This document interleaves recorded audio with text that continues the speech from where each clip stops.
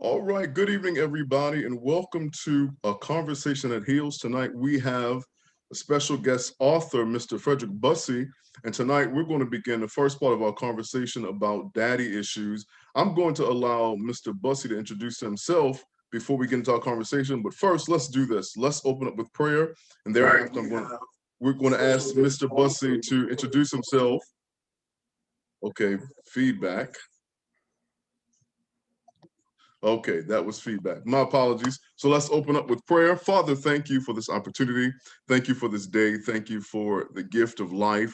I pray, Lord, that as we converse tonight, I pray that people are encouraged. I pray that people are strengthened. I pray that people are inspired. I give you glory. I thank you for our gift, and I pray that our conversation will make a difference in the lives in the lives of those that hear it. In Jesus' name we pray. Amen. Okay, again, thank you for joining us. We again are beginning our conversation about daddy issues, and tonight we have our author, a special guest, author Fredrick Bussey. He's many other things. He's a husband, he's a father, he is an entrepreneur, he is an influencer, he's an incredible thinker, which is one of the reasons why he's on tonight. So I'm going to allow him to introduce himself before we get into our conversation. Welcome, Mr. Bussey. I'm not sure you left me much else, but I appreciate it. I'm glad to be here, Barry. Really glad you reached out to me to invite me on the show to have this important discussion.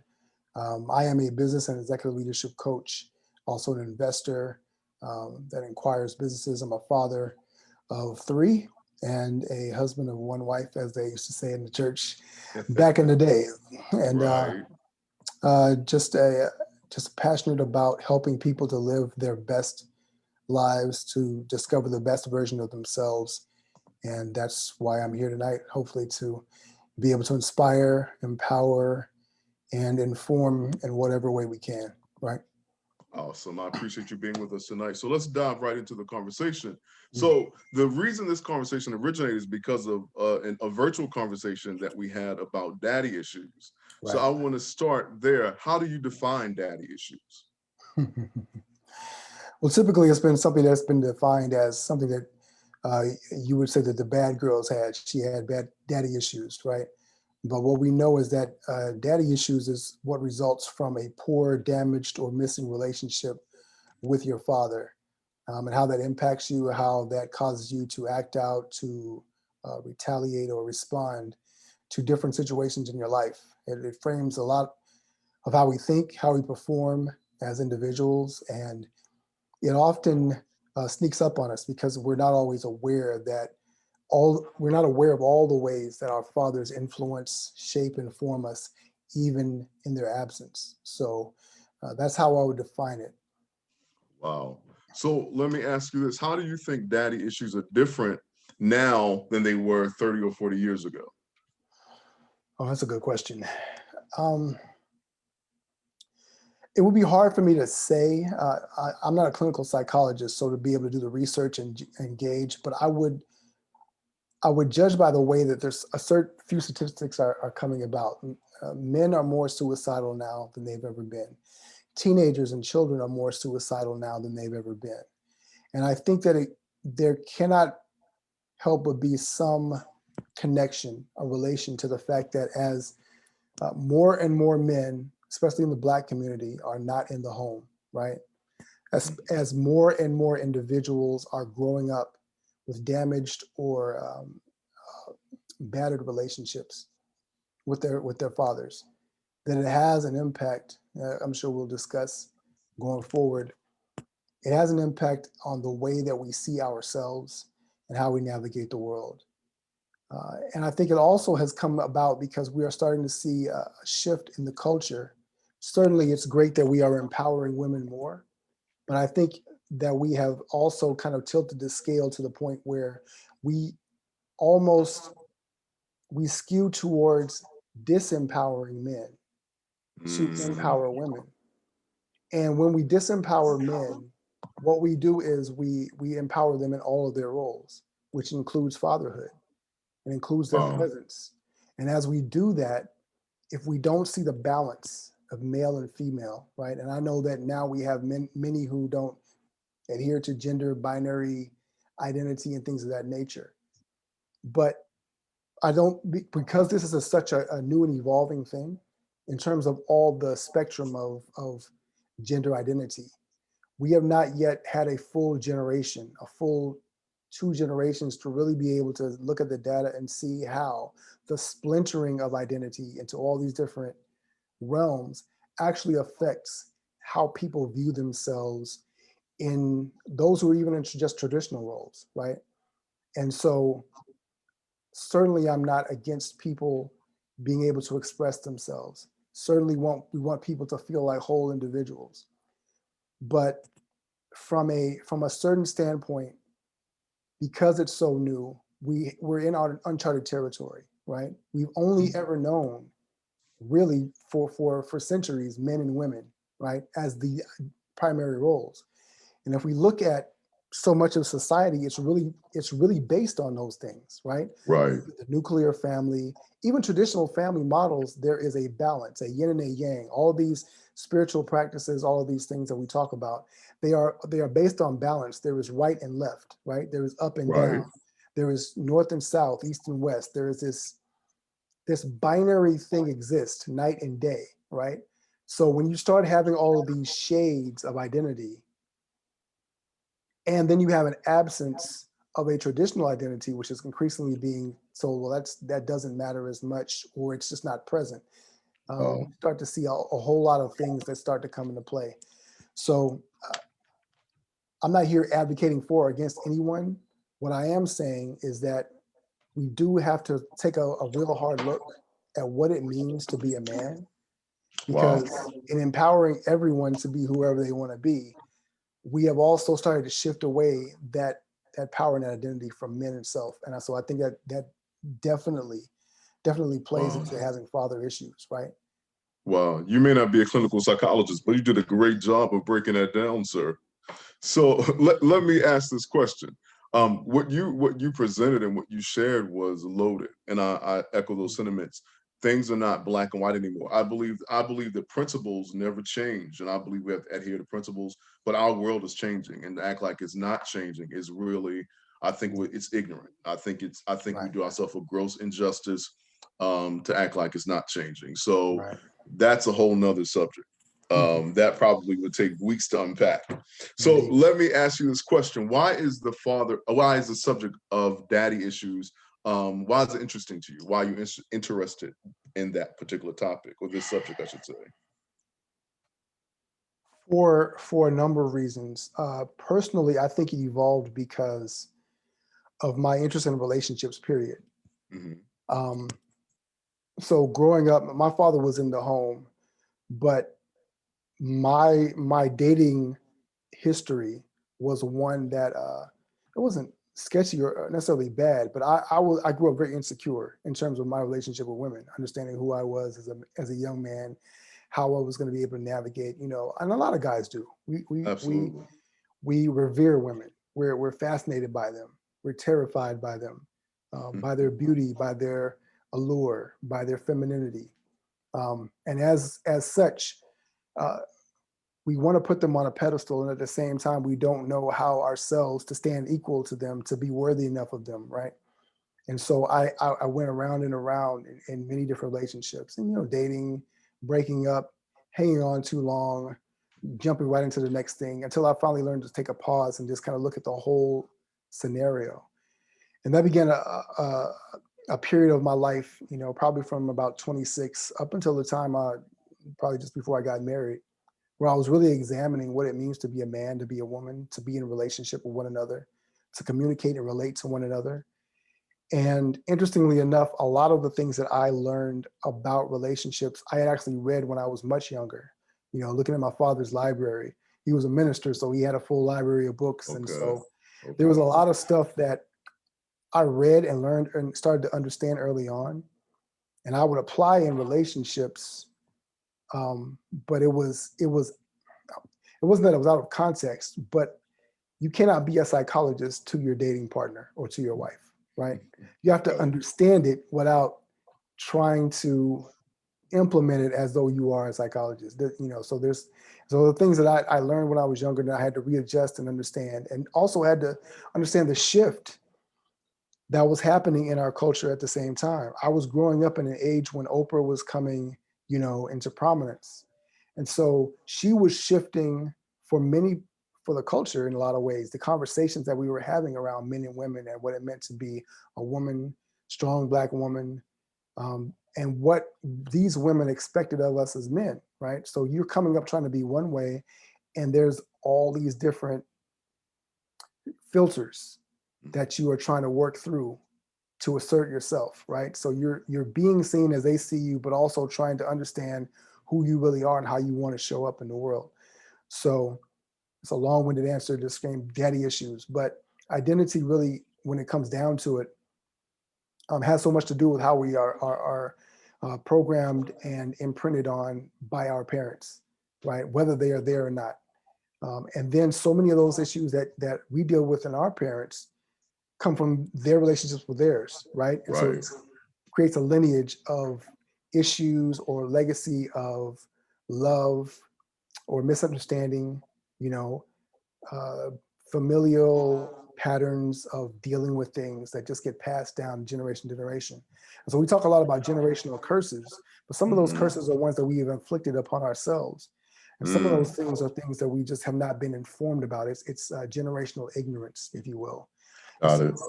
Some of those things are being peeled back. And so just kind of starting to understand that, right? Just working through that process. As I realized I wanted to have a strong relationship, to be married, strong marriage relationship with my wife. And then what does it mean to be able to be a good father, to be able to have that relationship? If there are things that I'm dealing with, how do I ensure that my children don't have to deal with the same issues? Everybody has their own, but at least I know what's passed in mind to them, right? How can I position them to be in a better position? So that was kind of a coming of age evolution for me as a young man. And I think it's always kind of fascinated me to no end. And, just seeing how it shows up from time to time is something that's remarkable to me. So am I correct in understanding that your interest in daddy issues was not because you particularly had daddy issues, but it's because you want to make sure that you didn't cause daddy issues in another generation? Am I understanding that correct?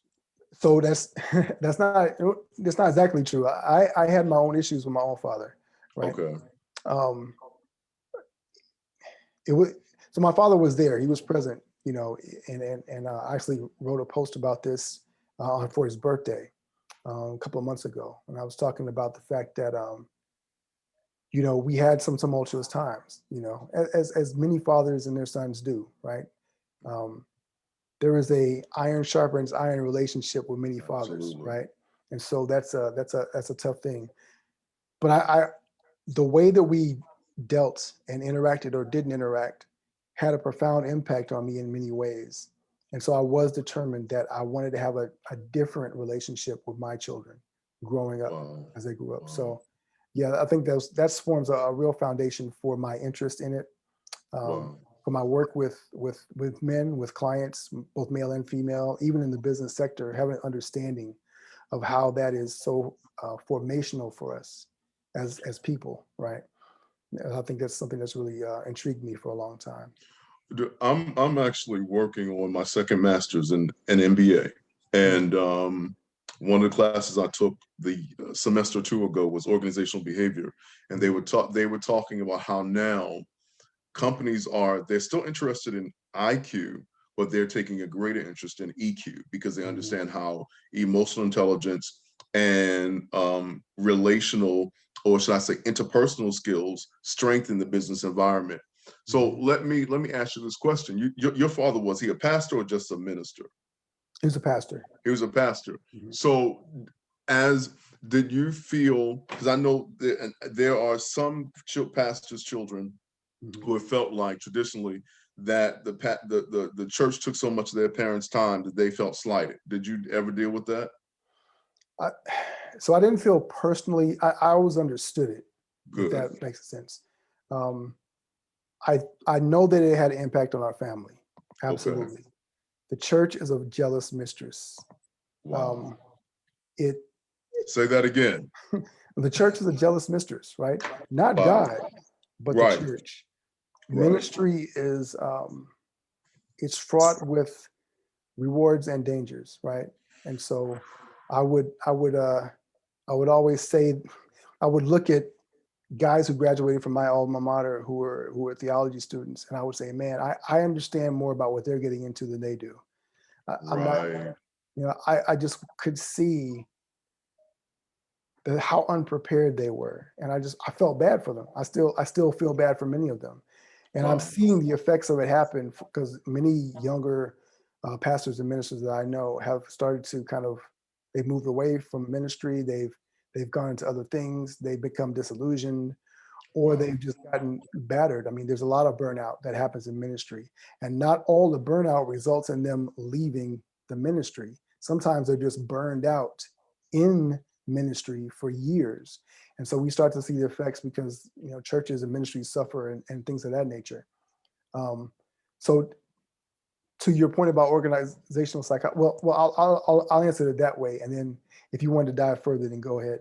Okay. Yeah. So let me move on to the next question. So how did your daddy issues impact you, other than driving you to, which I think is incredible, because one of the things I've noticed about our healthcare system, as opposed to places like Colombia in South America, our healthcare system is remedial rather than preventative. Oh yeah. And 100%. so the fact that you were thinking before your children even got here, the fact that you were thinking prevention instead of remedy was a powerful thing. Because that's not the culture of American medicine, whether it's psychiatrics, whether it's psychology, whether it's physical. It's always thinking in terms of how can I counteract what's already happened, the trauma, but we don't think we are somewhat okay at treating trauma afterwards, but not pre.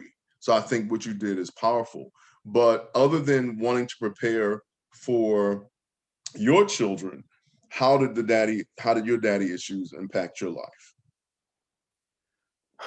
Well, first to your point, it's always more expensive to repair the damage than to Yes, keep up sir. maintenance, right? Yes, sir. An oil change doesn't cost what it costs to replace an engine after you haven't Yes, put oil sir. in it, right? Yes, sir.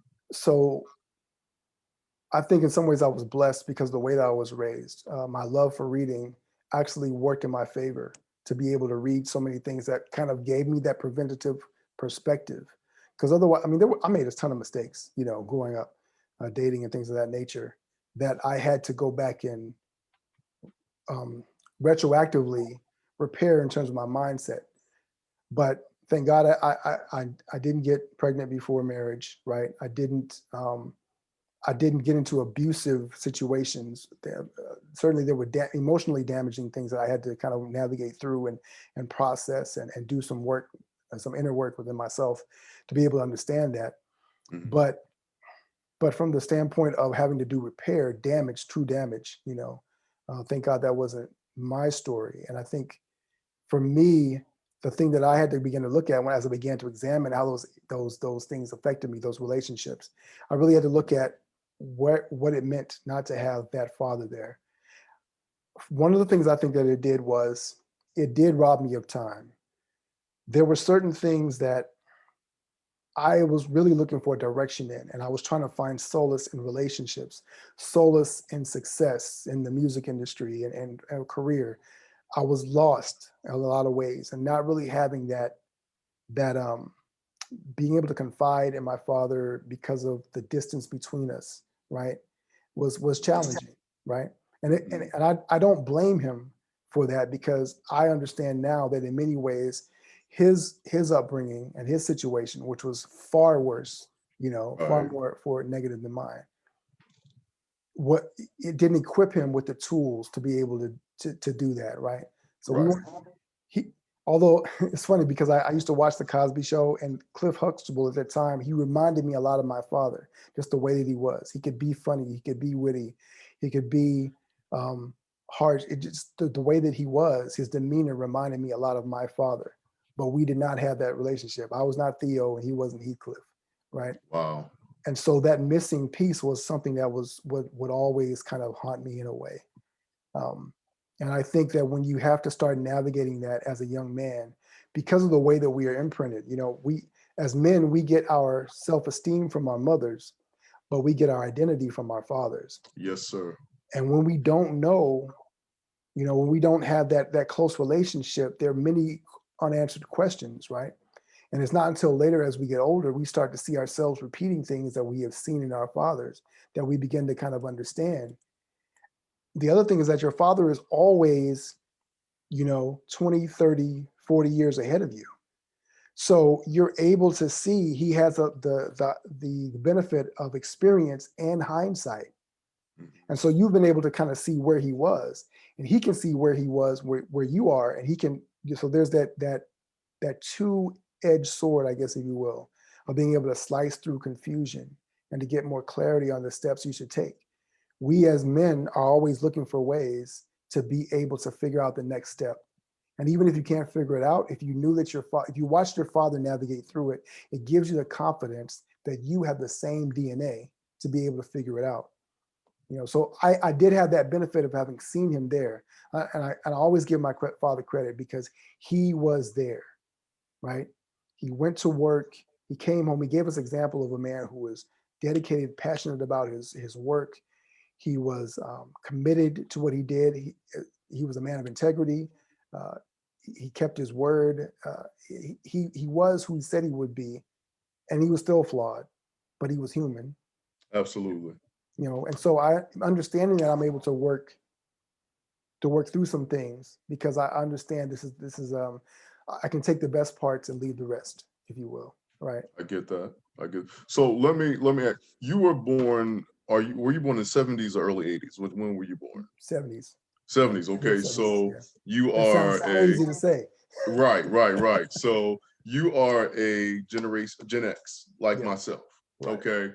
So the problem, I don't want to say the problem is, but the situation is that Gen X's were raised by baby boomers. Mhm. And baby boomers were raised by the founders. I think the founders, I can't remember the proper term, but Mhm. those two generations, the men were not taught to be emotionally present. They were taught to be procreators, providers, and protectors, but they weren't taught to parent. Because Right. just because you're a father or a mother doesn't mean you're a parent. And that's not to say, that's not to demonize those fathers, because they were extraordinary at what they did, but they weren't given the tools to be emotionally present. Right. Not at Okay, all. they were physically present, and they prided themselves, and most of them, because there are some deadbeats, but most of them, I was fortunate to have a provider. Mhm. Most that generation, they prided themselves in being providers, but for them, providing was equating loving. Right. So they didn't have that emotional dynamic. So I think our generation, I think our responsibility, one of our responsibilities, is to change that paradigm, because I believe that how a father loves teaches his sons how to love his wife and his children. Mm. Yeah. I'm not a father, I'm not married, but just based upon my own experience and how my father was military, and so he was always gone, and so I know how his absence impacted me. Mhm. And even though my father was an incredible provider and he was always whatever I needed, I could get it, but I know how his physical absence impacted my life, and so I've used that, I've learned, and so I'm being present in the lives of other young men in ways that my father was not able to be present because of the military. And I will add that for many years I resented the U.S. Army because of that. Mhm. Yeah. So I think again, understanding those those generational dynamics gives us an understanding, and that way, as you said, we don't hold them hostage to what they didn't do, Mhm. because we have an understanding of their context. So that makes a difference. Yes. For some reason, I love how you characterize that, because that is exactly true. The- and I think one of the things that it's difficult to appreciate now is how quickly our society, how rapidly it's changing, and that for the understanding that our generation, for instance, has had to evolve through. We've evolved through several iterations of what it means to be a man, Mhm. what it means to be in a relationship. Our parents only had one way. Now at the end of their lives, in their 60s and 70s and 80s and Wow. 90s, you Wow. know, now these things are changing, but it doesn't, you are who you are. By the time you're 50, 60 years old, you don't really have that capacity. We all have the capacity to change, but there's not Right. really the impetus to change. Your kids are grown, you're about to retire, that's the luxury and freedom of being at that age. But for us, there are still many of us who have been evolving, and because we are healthier in many respects than we've ever been, we expect to live longer. So our adolescence has been extended, and so we are entering full maturity much later. And so it's skewing a lot of the expectations. Some of us have been grinding harder to be successful for much longer, right? Right. And making the evolution. Maybe you've gone from pursuing a full career to shifting into entrepreneurship, and that's the whole second phase of your life. I'm saying all that to say that it's important to understand that these shifts affect us in many subtle ways that we're not always aware of, right? Because I mean, we grew up in an age where there was only pay phones and dial-up phones to cordless phones to beepers to cell phones to the digital Wow. age where you and I are having a conversation on Zoom with anyone around the world. You're And making me we're, feel old, just so you know. hey, talking to myself, but as we think about those things, we have seamlessly moved through those phases. Yeah. But how do you seamlessly move through different versions of identity, what it means to be yourself, to be a man, Wow. right? Wow. Not maturing from one phase to another, but as you are maturing, you are trying to figure out what it means to be you. Like Wow. what it meant to be a man 30 years ago is not the same thing that it's supposed to mean to be a man today. And yet there are Wow. still biological impulses, biological programming that's in our DNA that that society is just gonna, program out. We don't do that anymore. We've been doing Right. this for 6,000, 7,000 years. All of a sudden, I'm no longer a man if I do this, right? So understanding what that means, how does a man change, evolve, apologize, relate, parent, be a husband, leave a marriage? How does he do those things in a masculine, Wow. productive, healthy way, right? Wow. So when we talk about daddy issues, the issues are that for many of us, we have not seen the blueprint for how to do this. Many of us, our parents are not equipped to deal with it, right? So we're coming back to have these conversations, and their parents like, dad's like, hey, look, Wow. that was a long time ago. I don't have time to deal with that anymore. And you're like, but this is affecting me now. I don't know where to Wow. go from now. And so how do you just leave that stuff, right? These are the daddy issues. That's so rich. I could just pass you an offering plate right now. I need to cash app you an offering. So, wow. So let me ask you this question. This is PTSD Awareness Month. Mm, Do you think that we have a generation of people that are suffering from PTSD as a result of daddy issues? 100%. Yeah. Our understanding of what trauma is more prevalent than we know. And all trauma is, we think of trauma as bad, but life in Mhm. itself is traumatic, Yes, right? sir. Yes, sir. So, but there are certain traumas that imprint themselves on us at an early age that frame the way that we see everything. And so much of that has to do with the presence or the absence of our fathers. Mm. So much of that has to do with the relationship that we have with them, whether it's abusive, even if it's good, right?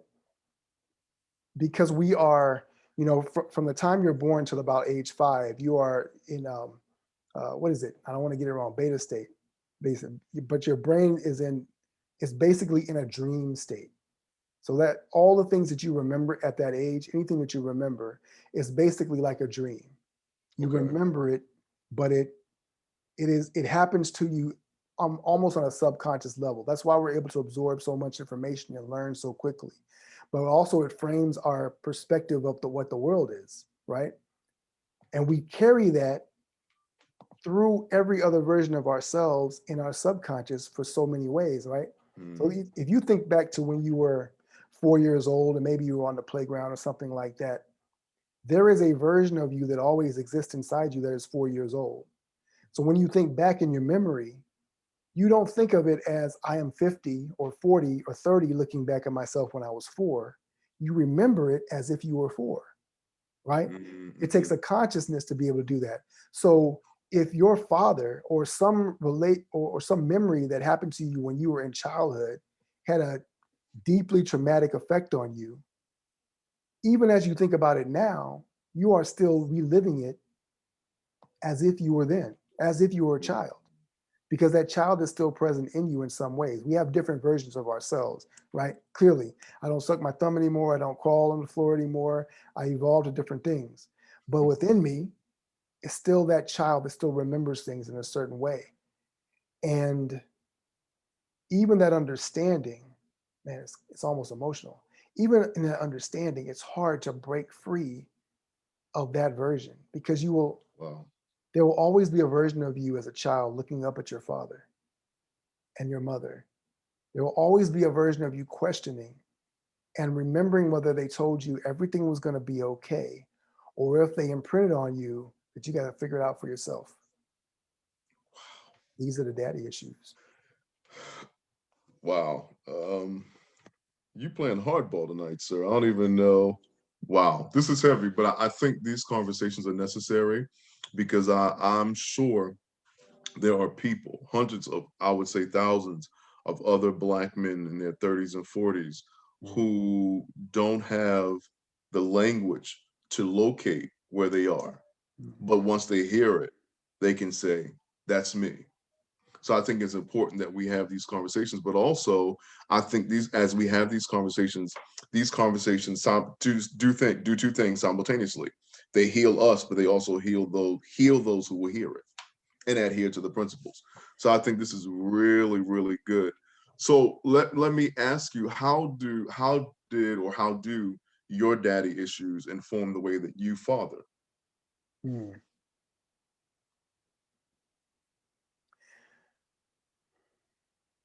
It's made me more patient.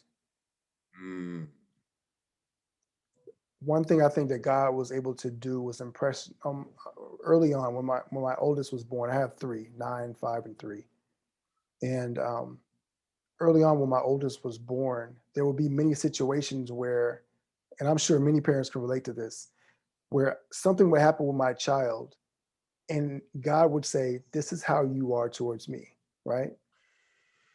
Both good and bad, right? There are times when I see my kids when they're full of gratitude, and I know how it touches me when they say thank you in the simplest way. Thank you, Daddy. And I understand that's how God feels when we say gratitude towards Him. But what it's also done is, and it's interesting because, and as you have children, you'll understand this, I'm sure. You start to see life again through your kids' eyes. mm, And it's the beauty of childhood in that you begin to see the wonder as they begin to experience things in a new way. Daddy, what's this? Oh, this is this, right? But you also kind of remember whether you had somebody to explain that to you or not. Some things you don't remember. People teaching you to tie your shoe or ride a bike. But I remember my dad teaching me to ride a bicycle. And I'll have that experience with my son, you know, the patience that I will have to display, not being frustrated. Um, Things that I saw him do that I said I don't want to do with my kids, right? Things that he did that I want to do and I want to continue doing, that I don't want to stop just because they get older. The laughter, creating a culture of communication and caring, things that my wife and I have decided that we want to build into our home as a foundation, and how we want our family to represent God and love to the world, right? As a unit. What that means, uh, to leave a legacy of a good name. Those are all things that I think about when I think about being a father, you know, when I want to snap at my kids and get frustrated and, you know, things like that. It's like I have to think about the fact that there's something they don't really understand sometimes, right? And I've told you 1,000 times. Well, maybe I'm the one that needs to figure out how to say it differently. If I keep having to wow. say it the same way and they don't understand it, then who's really the one with the problem, you know? So, yeah. Wow. So Dr. Bussey, you have the right name. I hate to put your whole out there, but his name is Fredrick Douglass Bussey. So he has the right name because he's a Renaissance man. But let me ask this question. I think for me, I turned 45 in December, so I'm heading toward 46. And so I've always been a thinker, but I'm thinking more about what I want to leave in the world when I'm gone. One of the scriptures I live by is Acts chapter 13, verse 36. And it says that David served his generation in his day. He was relevant. And after he fulfilled his purpose and he was relevant, he fell asleep. And so my goal is to be relevant. And I don't mean that in a conformist sense, but I mean relevant in the sense that doing what I was born to do in the time, in the era that I was born to do it. So let me ask you this question. What do you want to be remembered by, or how do you want to be remembered by your children? That's a great question. I want to be remembered for my presence. You know, I want them to be able to think of me looking them in the eye, think of me holding them, think of me playing with them and laughing with them. I want them to feel like they knew me, so that they can really understand what it means to know themselves, and they have more of themselves to pass along. One thing that I'm sad about is that I don't have generations of great grandparents and grandparents and stories that I can really tell to pass a lot of those things along. I'm trying to get more of that back from my father and my mother. My mother and my aunt, they're twins, and they often talk about the family. And you know how older people, when they talk about the family, they're naming all these people. You're like, who in the world is that? Yeah, maybe that's so-and-so's cousin on so-and-so's side. And and we're all from the South. So there's that whole familiar connection. Right. But my family has, many of those people have passed on, or they weren't close for whatever reason. And at least when it starts with me and my family, I want them to be able to have this sense that they knew who I was, right? So, and it's a challenge, because there's so many distractions, devices, notifications on your phone, things that are pulling you away, and it robs me of being present sometimes. And so I'm working on not answering them when I'm actually texting, now really stopping to put the phone down and just be there, right? Right. At the dinner table and in the car and having, so that, yeah, I think presence is a thing That's I so want them to be known powerful. for. That is so powerful.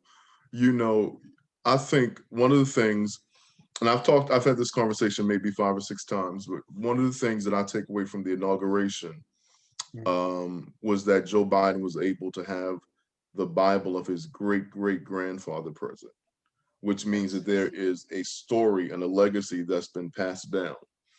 And you're in the South, so you understand the context of the statement.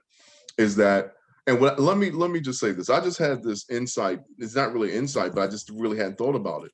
We are less than 200 years away from slavery. Less than 200 years of slavery, but we're still dealing with, and slavery lasted for 400 to 500 years. Slavery robbed us of not just literacy, but it also robbed us of legacy. Absolutely. And so we don't have, now there are always exceptions to the rule. Every now and then you might meet a real life Alex Haley who's able to go back to Kunta. But for most of us, we're doing good if we can go back to our grandparents. And so the fact that, because when we lose our history, I don't remember who said it, but if you don't know history, you're doomed to repeat it. And that's not just the history of a nation, but that's the history of a family. And so I think that is so important, the fact that you want to break those paradigms and make sure that your children have a legacy. That's so powerful to me. So what advice would you give to a younger father?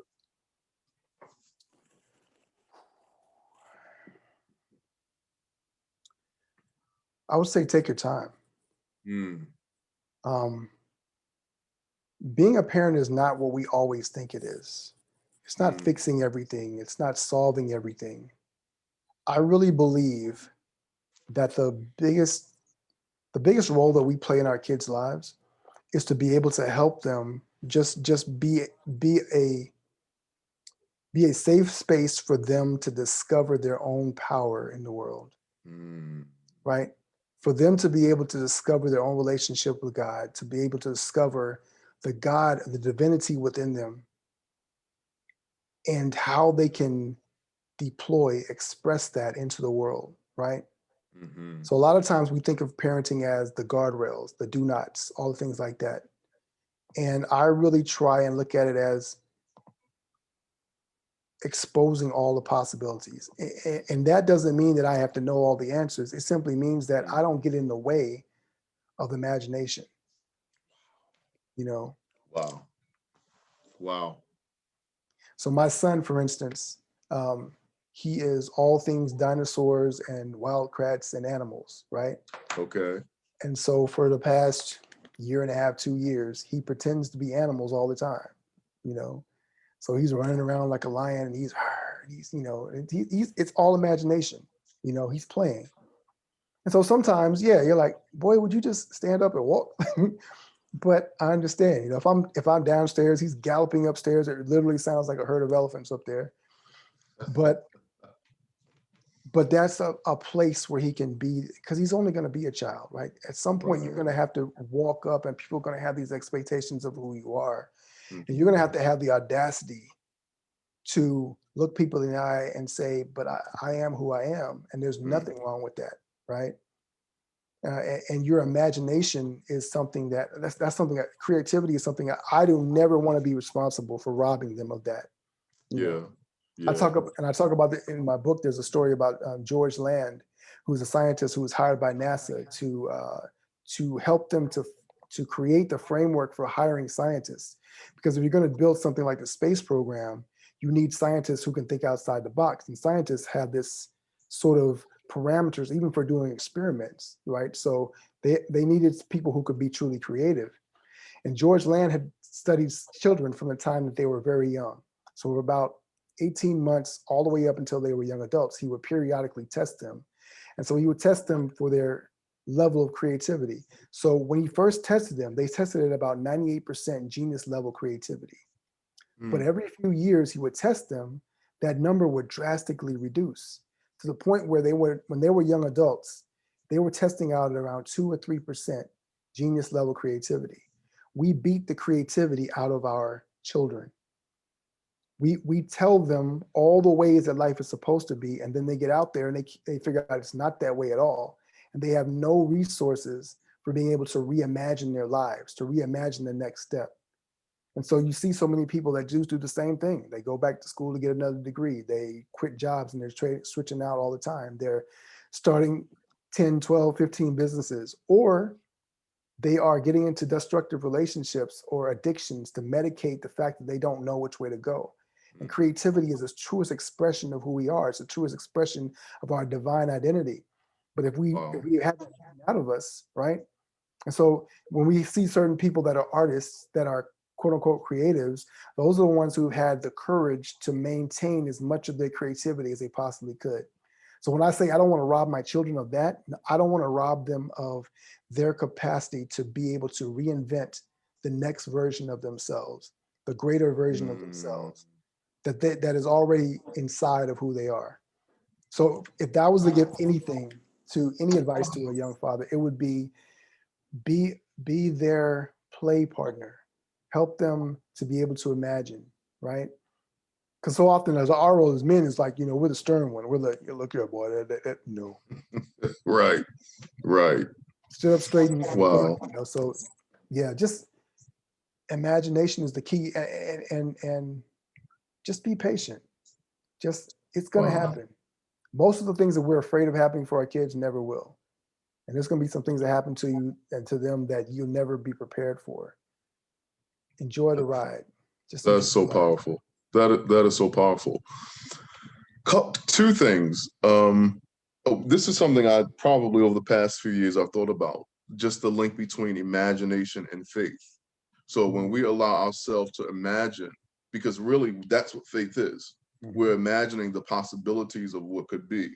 So really, there's a possibility that when we cripple a child's ability to imagine, we're crippling their ability to believe. 100%. That wow, you just brought Look, that back to my memory. because faith is the evidence of things Yes, not sir. heard, sir, right? Yes, sir. Yes, sir. Evidence means that it's real. When Mm-hmm. you are in a dream state, You do not know the difference between a dream and reality. Our imagination sees a thing as it really exists before it exists. So an architect sees a building in his mind's eye before it's even been built. He sees it and then he has to draw it so others can see it. Yes, sir. Yes, sir. A musician hears a song before it has been written or sung. Mhm. They have to write it and record it so that others can hear it and replicate it, right? Mhm. Everything that exists in our physical world was once existed in the mind's eye, in imagination. That is the power of imagination. Imagine if someone could not imagine. Wow. Wow. And a friend of mine, Kirk Nugent, he said this on a show a couple of weeks ago. He was talking about the fact that, a lot of people have been talking about church, how it's virtual. They can't wait to get back to church. They're complaining about that or whatever because of the pandemic. And he said, but in reality, I'm sorry, Kurt, if this wasn't you that said this, but I'm giving you credit anyway. He said, but in reality, our relationship with God has always been virtual. Mm. The only way that we can truly experience God is through faith and our imagination, Mhm. right? So people say because you imagine it, it isn't real. No, it's just not real to you yet. Wow. Wow. Wow. Wow. You made me lose my thought behind that one. I'm Okay, sorry. here it is. Here it is. This is where it is. One of the things I've been thinking about just in the past couple of days, reimagining what it is to be called by God. Mm, Um, we we believe we always think of being called by God as this outer body experience. And I'm not saying mm, God is not supernatural because he is that. He's a spirit. But this is what I want to drive home is that God called, it's not that God, let me say it this way. God is calling out of us what he already put in us. mm, And so when you were talking about your children and stifling their creativity, there are some things that are in every child. And so mm, if you're called, whether you're called to be a doctor, whether God has called you to be a psychologist, or whether he's called you to be a preacher, he's recalling what he's put in you. And so he's calling out of you, he's placing a demand on what he placed in you. And so as we allow children to explore and to imagine, what's really happening is they're exploring who they are from eternity's perspective. mm. So I think that's important, if that makes sense. Yes. So there are a couple of things that I would like to expand upon. Please do. One of those things is that, and then I'll tie it back to daddy issues in the end. One of those things is that what we often don't understand that our calling is not our occupation. Mm, We live in a world where we believe that, well, that our purpose or our calling or our mission, in my book, I talk about the fact that we overlap those words, but they don't mean the same thing, right? mm, Um, I believe that we're all, to your point, created with a gift, a special, unique, and powerful gift. Miles Monroe defines it as the unique capacity to impact the world for a specific function, right? Um, we all have that capacity, but that capacity does not mean it is tied to an occupation. It doesn't mean that you can only be a doctor. We feel that way a lot of times because the truest expression of our gift can often be found through an occupation, right? mm, We all have a work to do, a life's work.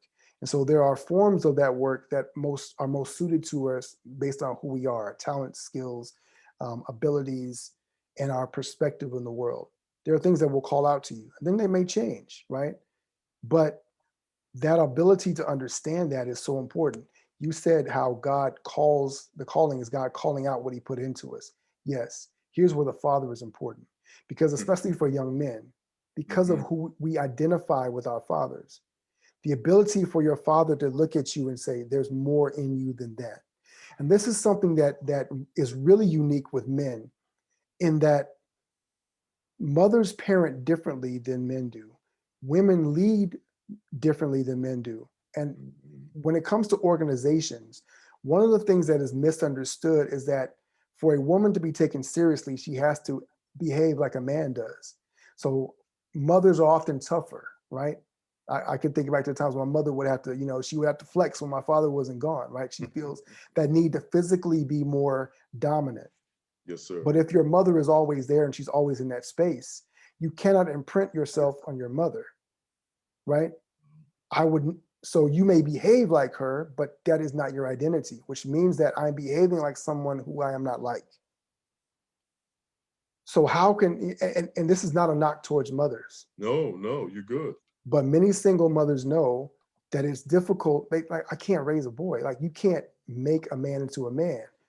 Um, Only a man can affirm the manhood in another man. Absolutely. So there are so many boys who are walking around looking for that affirmation. And so they are making it up.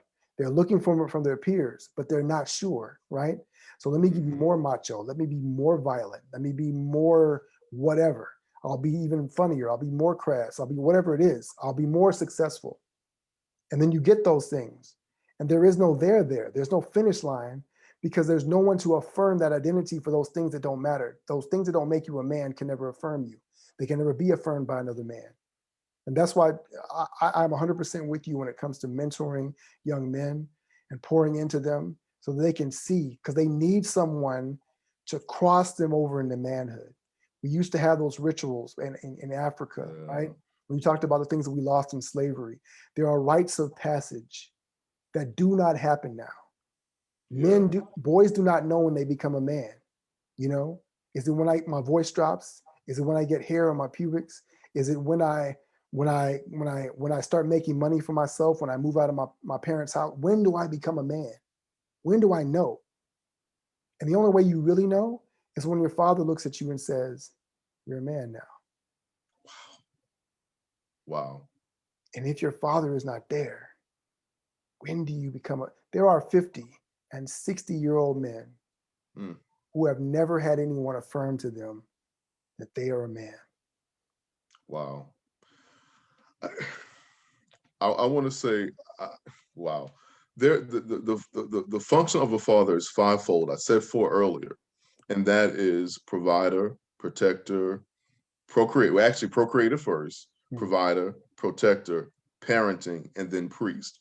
Unfortunately, the parent and the priest are missing in a lot of cases. And so we're dealing with a culture of people who don't know, as you said, who they are, because we have men who have not, they had a provider, some of them, they had a protector, some of them. Of course, they had a procreator if they're here, some of them, most all of them, but not all of them know what it is to have a parent in a man and to have a priest in a man. Yes. That's a powerful statement, because if you go through the book of Genesis, and it's still evident in Middle Eastern culture today, that is the role of the man, to call their children who they are and what they are supposed to do. Yes. Such a powerful statement. This is my last question, but before I ask my last question, I want you to, if you have a picture of your book, or you have your book, show it to the audience and then let them know where they can get it. I think that's important. Yes, there's a copy of it up there, and I got one right here. This is my book, Breaking Orbit, Rip Out of the Regular by Unearthing the Power Within. You can get it on Amazon.com. I'll be getting that, sir. Yeah. I'll definitely be getting that. Yeah, so. What inspired you to write that book? Me searching for identity through my business. I left a partnership. I was a partner in a PR firm, and I had some ideas about what I wanted to do when I was there. We were just on the same page. And so when I left, I'm like, okay, this is what I'm going to do. Then I realized everything that I had in mind to do was in the context of that partnership. So now it's just me. I can do anything I want to do, but what do I want to do? How am I supposed to be impactful? How am I supposed to build this business on my own? And there was a lot of things I had to, but here's the thing, I could not imagine it because I didn't know what I wanted to do. Wow. And so I kept going, banging my head. And eventually I hired a coach who was a sales and marketing coach. And he gave me an assignment which said, I want you to just write down your solution for your clients, solution for their problems. And for some reason, for a week, I couldn't figure out what that was. And I sent him a message and I said, I just don't feel like I have a solution. And what he said when he messaged me back changed everything for me. He said, God doesn't make people without solutions. Mm. And I said, wait a minute. So I've had a solution all this time. What does that mean? And we used to talk about, we used to use the word about, using your gift and things like that. I said, well, what does it mean to have a gift, to use that? And so that was the process of me starting to write this book. So start to uncover it. And as I was unpacking and just dissecting this and writing more and more, and I had numerous conversations with people around this topic, to the point where I started to understand most people have no concept of what that means to have a gift. We misunderstand and misuse words to explain it when that's not really what it is, right? And you talked earlier about the language, not being able to have the language to articulate who you are. And your gift is really your identity, because your gift gives you your purpose. You Mhm. are you are created with a certain unique, powerful capacity. That capacity is who you are. When the Bible says a man's gift will make room for him, Yes, sir. you know, and what's the number one question that people ask themselves? Who am I and why am I here? Yeah. Right? Yeah.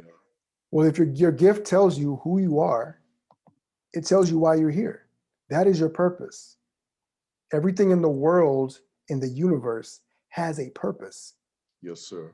Yet human beings believe that we don't. This Wow. chair, this microphone, that picture frame behind you, all those things were built with intent. Yes, sir.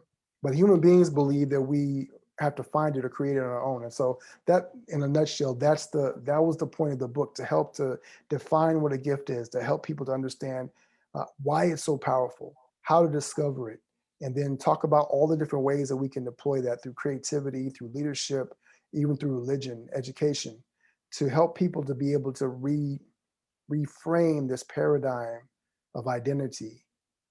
And it's so much bigger than what we make it. It's not just sexuality or gender. It's not just race or skin color. It's not ethnicity or position. It is something that's much deeper, much more holy, much more powerful than we could have ever imagined. And Wow. that's why I wrote the book. So I want to ask you this question. This was not, of course, this is, I said I have one more question, but this is not that question. But as a child, do you think that you really fully explore your imagination? Um, One thing I can say about my parents is that, because interesting fact about me, I was myself and my siblings were all homeschooled our entire generation. Wow. And this Okay. is this is years ago. This is in the 80s. So this is long before homeschooling was like a trend, right? Okay. So Okay. we literally were the weird kids in the neighborhood watching everybody get off the bus at 3 o'clock. But the beauty that I appreciate about that now was the freedom that I had to be myself. So I was able to explore writing and being creative. I had to use my imagination growing up in Mississippi in the 80s, when there was just the things going on in my head, the games that my brothers and I would play, playing football in the street and pretending that you could see the line markers and Okay. all the different things, right? Pine cones Okay. were footballs for me. So that's so country, but but it but it's the reality of it, right? So Right. I don't I don't know if I fully explored my imagination, but what I did learn was to appreciate it, and it's something that is part of me now. So that even now, I've written somewhere between, I was trying to estimate, somewhere between 5,000, maybe 8,000 songs, right? I've Wow. been a writer. I finally published my first book, about a year and a half ago. But Wow. before then, I was, always writing, always just imagining and pretending. And yet, and still, I know that there is greater things that I can imagine for myself, and it is harder now to do that than it has ever been. And so that's why I say for myself, I don't want to ever rob my kids of that. I want that to be habitual for them, to always Awesome. default to that part of themselves. So, what do you think was the barrier as an adult that prevented you from connecting to that imagination before writing that book? Expectations. Okay. My parents never dictated that we had to go to college or anything like that. They never told us that we had to be anything. Their main thing was always that they just wanted us to have a relationship with God and to do whatever Mm-hmm. God willed for us to do. But in the context of figuring out what it meant to be successful, what it meant to measure up, to be seen, to be important and significant, that wasn't something that I really understood. Even with my relationship with God, I didn't know that God wanted me to be anything special. I didn't know I had the capacity. So there were things that, looking back now, I was always doing that had I leaned into earlier, I could have been doing for longer, right? And I don't begrudge that, because it gives me a common language with people as they're trying to discover this, you know. But I'll tell you, being on this side of it now, it's a whole new world. Like it's a limitless existence. It really, really is. And that's something I just want everybody to be able to understand. Started with my children, you know. Even when I read things that you post on social media, there is a freedom that what you write exudes. I appreciate that. Yeah, How so? How do you mean that? because when you write, you don't write from. It seems like you're not using someone else's point of reference. You're writing Mm, from your own experience, a place of free thought. mm, Not that you're all over the place, but you're very clear and you're not limited or bound by what other people think or somebody else's philosophy. These are things that are born out of a free thinking mind, and you're free. It's almost as if you've discovered what it is to be free in who you are and to express who you are, and you found a language to express who you are. You know, I'm so glad you said that. I appreciate that. One of the reasons, and I remember writing it so clearly, I would write songs, but I also write journals. There was a period of time when I was maybe 21, 22 years old, and I was just kind of writing some thoughts down. I clearly remember writing this, and it was this whole kind of dissertation on why I write. And there was no social media back then. But I remember writing this one line that said, I write to see. And I realized that when I write something, I am both creating it and experiencing it at the same time. I need to write it to be able to make that thought concrete. But I also understand that for us, that is the power of being human. We Yes, have the sir. ability to create ourselves through our own language, right? You talked about how a father gives the child their identity, their name, right? Mm-hmm. Your name means something. It's who you are. When people call your name, they are calling you. That is your stake in the ground in the world, right? And you said something earlier that is so important, especially when it comes to men and to fathers. And I remember Derek McCullum. He's a psychologist, and he was giving a talk at our. He's a therapist. I'm sorry, a licensed therapist, and he was giving a talk about men and their emotions. Right, talking about the vocabulary, and I realized that for myself and for many other men, we have a limited vocabulary on ability to express how we feel. You talked about emotional intelligence in organizations. The reason why there's so much conflict is because people not only have a limited vocabulary, you've narrowed the context of what is allowed to be expressed. So now it's not even that, even if I feel it, I can't say it or articulate it in a way that is either respectful, accepted, or allowed, right? Right. Now you put that context as a man into a relationship, and the frustration that many women feel about not being able to understand him, to connect with him.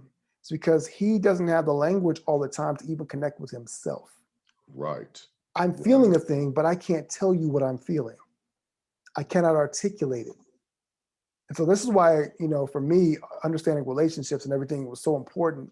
And then in turn to leaning towards fatherhood, one of the most important things that I can give to my children, both my daughters and my son, is first an image of a man that could express his feelings, to be able to articulate them, Mm-hmm. and to see them and hear them when they articulate them, right? Because they're still developing that process. Yeah. Sometimes children cry, and Sometimes children cry, right? And we tell them to stop crying. But that crying is the language of expression, Yes, sir. frustration, hurt, disappointment. So sometimes you need to let them cry, say, okay, we're done crying now. Now let's talk about what you were feeling. Mm. And that ability to articulate that helps them to realize themselves, right? Yeah. Helps them to create themselves. I'm disappointed because I couldn't do this. I understand you're disappointed. And it's okay to be disappointed. Right. And at the same time, we're going to move on from this, right? That resilience that they need. Because there's going to be times when you're going to be 35, 40 years old and you're going to get fired from your job, or you're going to lose a client, or you and your wife are going to have an argument or disagreement, or you're going to get divorced, and you're going to want to cry. You're going to want to articulate a feeling, and you're going to have nowhere to put that feeling. Mm. And so the ability to have that is so valuable. You know, even now, as you know, writing is a way for me to be able to articulate that, to be a sounding board for other men. But I don't always have the capacity to express what I'm feeling inside. And when I tell you, I'm a community coach in a men's group. Shout out to my man Myron Edmonds in the Winning Circle. He's got a powerful, uh, uh, growing ministry and connective network for men. But when I tell you that I am sitting here listening to grown men who are having to rediscover and understand Mm. how to articulate what it means to be okay to say, this is messed up. I'm hurt. I'm Yeah. angry. I Yeah. feel betrayed. To expand their vocabulary, such a powerful thing. And Yeah. if anything comes out of this conversation tonight, it's just that we have to be able to help. You know, what you're doing is giving men the vocabulary to be able to express themselves emotionally, to see themselves more fully developed, so that their wives and their daughters and their mothers and their aunts can also see what it means to be a man fully realized, fully expressed and articulated. Because we have these feelings, we have these emotions, but people pretend as if we don't. And we've done a good job of making people feel like we don't have them at all. Yeah. Yeah. I on Mother's Day, I have three godmothers, three bona fide godmothers. On Mother's Day, the godmother who was the one who really cultivated me spiritually passed away. I was leaving service and the guy that called that she had passed away. Um, and for days I could not locate how I felt. I could tell you what I thought, but I couldn't tell you how I felt. It took me days to really tell you how I felt.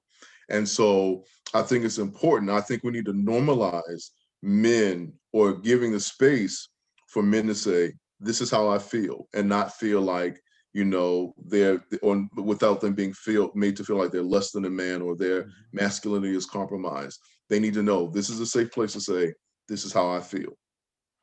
And I'm okay. And that's okay. You said something there too, you know, and I remember you posted that, and my condolences for your loss. I appreciate that.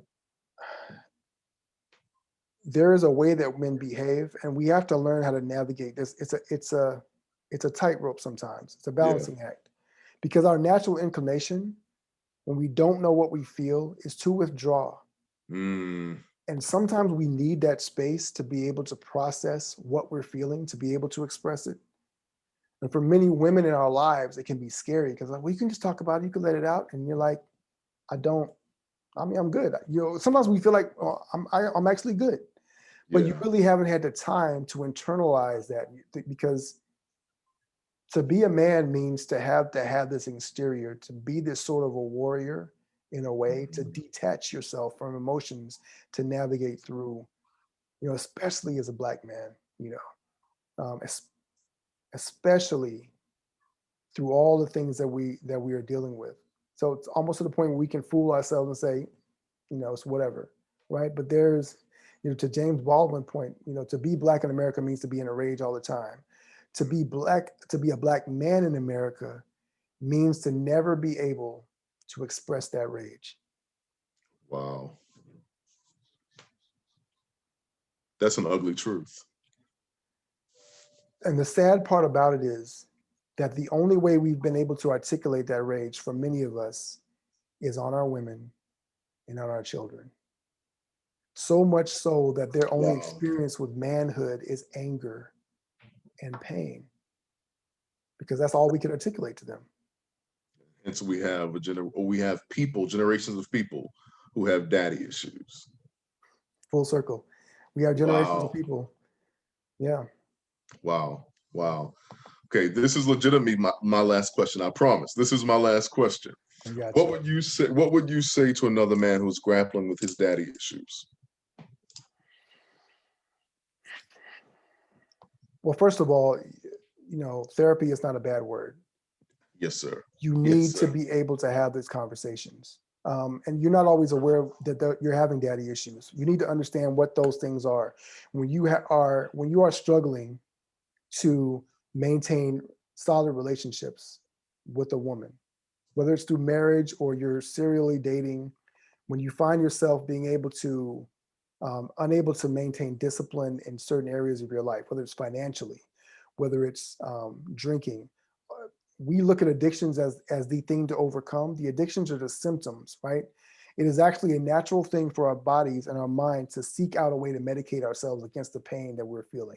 Mm-hmm. You need to be able to look and say, there are certain things that I'm dealing with: pornography, alcoholism, drug use, even weed, right? A lot of people are like, well, weed just calms me down. I'm not going to get into that whole conversation, but if you are using something else externally to always calm you down, Mm. there is a reason why you are uncentered. There's a reason Yeah. why you cannot connect to who yourself. You can't sit still and be with yourself for an extended period of time. Right? And I don't mean alone. I mean with yourself. Yeah.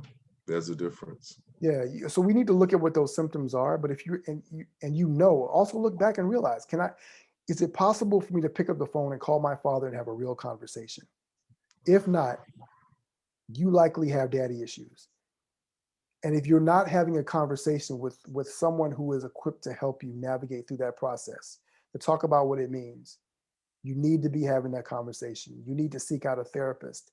You need to seek out safe places where other men, you can be in conversation and in communion and fellowship with other men that can help you connect to that deeper sense of identity, the understanding that you're okay as you are, Mhm. right? That who you are is okay and it needs to be fully realized, and that you don't need to be splintering it off with multiple women, having children all over the place, to be so obsessed with ambitious pursuits, success in entrepreneurship or in business, that you cannot fully commit to the things that really should be a priority: family and your health, and leaving a legacy that is impactful in the world, serving others. Those would be some suggestions that I would give. It starts with a conversation. Yeah. Healing starts like tonight, but it starts with a conversation. Powerful. Well, Mr. Bussey, Fredrick Douglass Bussey, I appreciate you, man. Thank you for your time. And I mean it sincerely. I was impacted by this conversation, and I pray that people who watched it were impacted, and those who will watch it were impacted. I feel this conversation was substantial.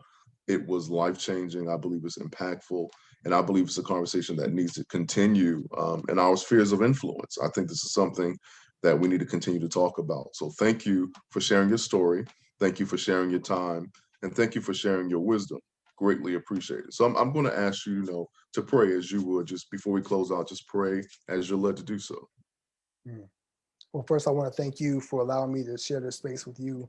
I want to salute you for creating this space for these conversations to take place. I know that you're going to have another great conversation over tomorrow night and over the next few days. And so I just really want to applaud you for that, because it takes Thank you, sir. courage to do that, to hold this space for the men that need to hear this, and for the women who are listening, to be able to experience these conversations so that they also can begin to be a safe place for the men in their lives as well. So Yeah, that's so true. thank you for that. But yeah, Thank you. let's bow our heads. Yes, sir. Father God in heaven, it's just me and a friend of mine here having a conversation. And I know you've been listening in, and I know that your spirit has been speaking. And there are men who are on this call right now or who will be watching in the replay. There are women who are experiencing this conversation and have been able to receive something that was said, or a question or idea that was planted there in the silence, that you can then begin to water and nurture with your spirit. There are so many of us that are hurting in so many ways. And fatherhood is so important because you know this as a father. You lost your son. You gave him as a sacrifice for us. And what that means to watch something that you cared about, someone that you cared about, be cast aside cannot be quantified. And you got him back. But there are scars in his hands that will last for all eternity. And there are scars in our hearts and in our minds and on our bodies, Lord, that we are battling to heal. Some of these are open, gaping wounds. And we have put clothes on over them to try and hide the bleeding. But we have not been able to steer ourselves to the places of healing that we need to be. So we pray that this place here would be one of those inflection points, not just this conversation, but every conversation that happens before, and the ones that are sparked up through replays that have happened in the past. Use Barry, use the guest on his show to be able to help the healing to commence, to flow freely, like the River Jordan. Yes, Lord. Lord, we pray for those little boys and little girls who are even now going through their own daddy issues. We pray that you will cover them. We pray for those men who are on this call that will be impressed to mentor, to reach back, to reach down, to reach over, to hold the hand of a child, to have a conversation with them, to let them know that they are seen, to realize their own identity through giving identity to another child. And most of all, dear God, help us to realize all the incredible ways, all the incredible possibilities that exist for us when we tap in to who you really are as God and what it means to be your children. Yes, Lord. That we are not broken. We've only been separated from our Father.